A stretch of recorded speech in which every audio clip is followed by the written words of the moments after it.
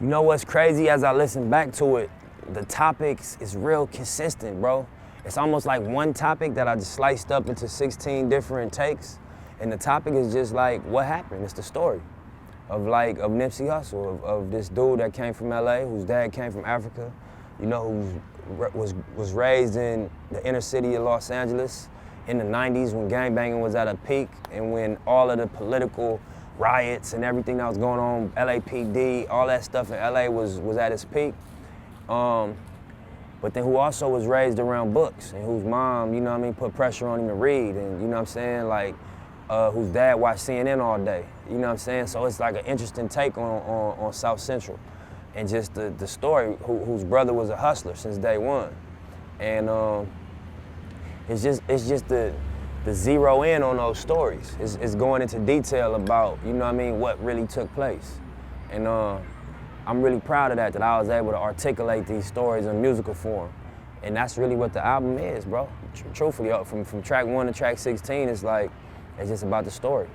Me and Puff actually locked in recently, and he done a lot of production on the album and just came through after the songs was bare and just like, you know, I thought I was done. But he heard the records like, nah, here's shit we could do to it. So we opened it back up. I sent the stems, and then we got in the studio. And Mario Winans was in there, Scott Storch was in there. He got the hitmen back together for me, and just, you know, got the conductor, whatever them things is called, and start conducting. You know what I mean? And producing on the records, and I start hearing them go to the next level. So Puff definitely made a contribution to the music on this album. That's amazing. Yeah, that, you know what I mean? On my first album, that's big. And we had real convos about music.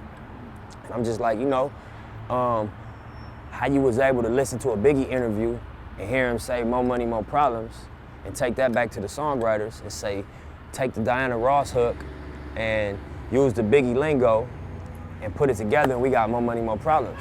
You know what I mean? I'm like, that's greatness. You know, when artists and producers could build on that level, the music goes to something you couldn't do on a solo. When that last Kendrick album dropped, you know, I reached out, I'm like, you know, it's a song on that album called Feel. And to me, that's one of the hardest rap songs I heard in a long time, like in years. Like I ain't heard a rap record come across like that in a long time. You know what I'm saying? That remind me of the type of songs we'd get from the era we grew up on, you know? So I just reached out and gave him his credit on that, like, this shit epic, bro. Like, this is a classic record to me. I love this shit. And the whole album was crazy. But just that one song, even my daughter, she'd be like, you love this song, because I play it every day when I take her to school. But I just felt him, you know what I mean? And, you know, I love what he's doing.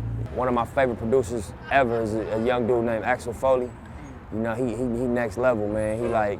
He like just musically a genius, I think. You know what I mean? He really locked in, spent the night in the studio with us through the whole mixing process.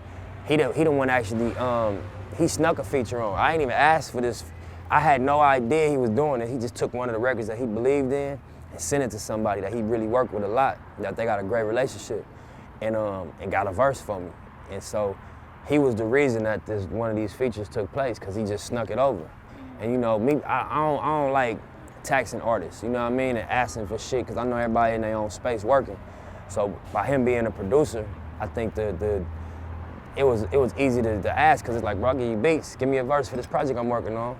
And you know, the artist knocked it out and took the song just to the next level.